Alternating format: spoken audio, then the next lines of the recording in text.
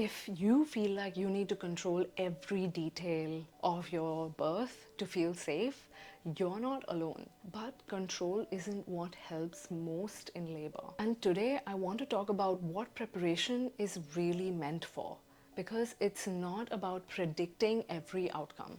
Hi, I'm Rohene. I'm a first-time mama, and through Fearless Birth, I share everything I know about overcoming fear in labor and birth and going into it really feeling prepared, confident, and truly owning your birth journey. And so many birthing people, including me, prepare so much. We gather information, create plans, and research everything. I am a type A personality who wants to prepare for everything and every outcome and really wants to know to the T about every aspect of labor and of birth. And it doesn't always help me, because it comes from a place of wanting to control the outcome. It's coming from a place of trying to avoid anything uncertain happening in my labor and birth.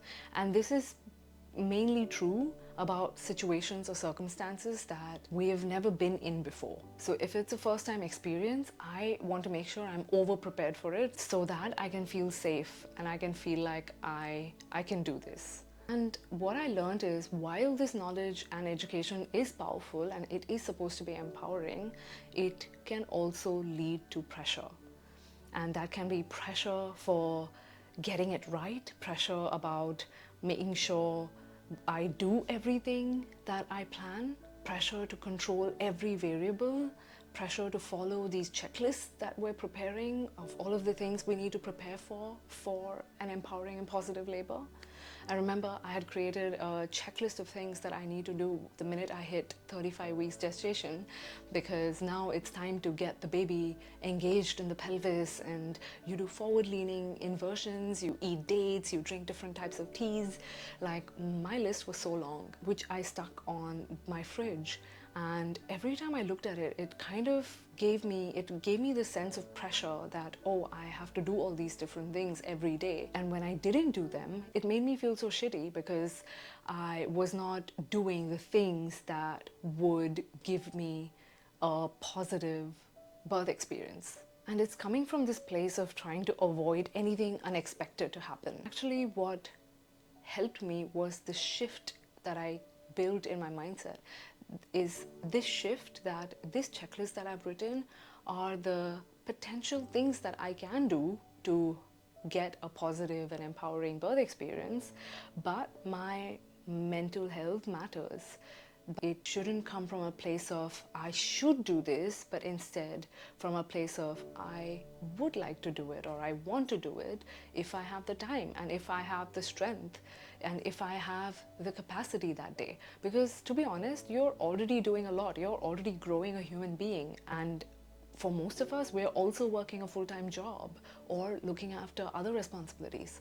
So if you want to add on top of that, it needs to come from a place of well-being, not from a place of lack and pressure. Let's talk about why this sort of control actually backfires. The bottom line is, birth is unpredictable. No matter how much you prepare, no matter how much you get educated on it, there will be things that happen in labor that you didn't expect and you never saw coming.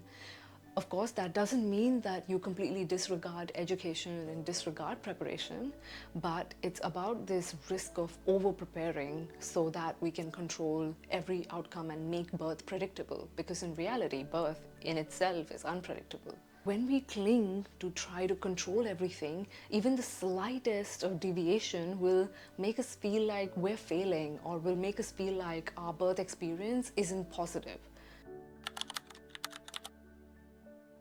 Preparation isn't about controlling birth or controlling the outcome of birth. It should be about trusting yourself and trusting yourself to face situations that you didn't expect. It's about coming to that place of trust that you know what your body is doing, you know your body knows what it's doing, and you trust in your abilities to go with the flow.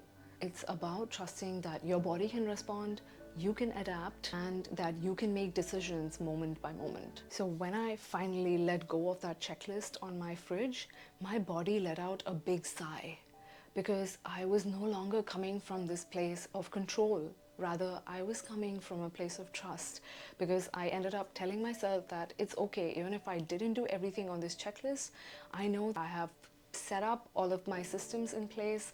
I have done enough preparation. I've gathered enough knowledge that I am now okay to let go. One of the affirmations that I had stuck on my wall was, I'm prepared for whatever path this journey takes me on.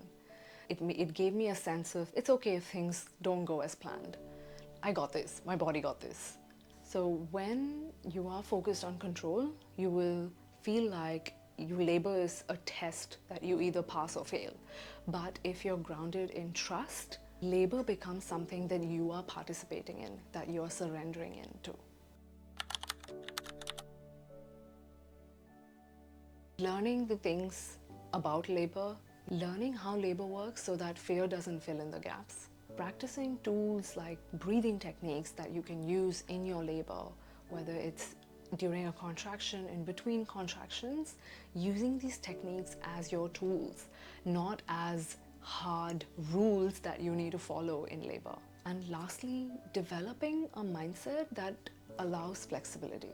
You are not preparing for the perfect birth.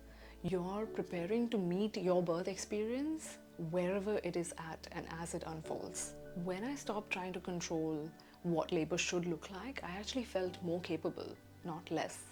I hope this helped to give you some guidance and some direction on preparation for your birth. Please drop in the comments, what part of birth do you want to trust yourself more with? Thank you. See you next time.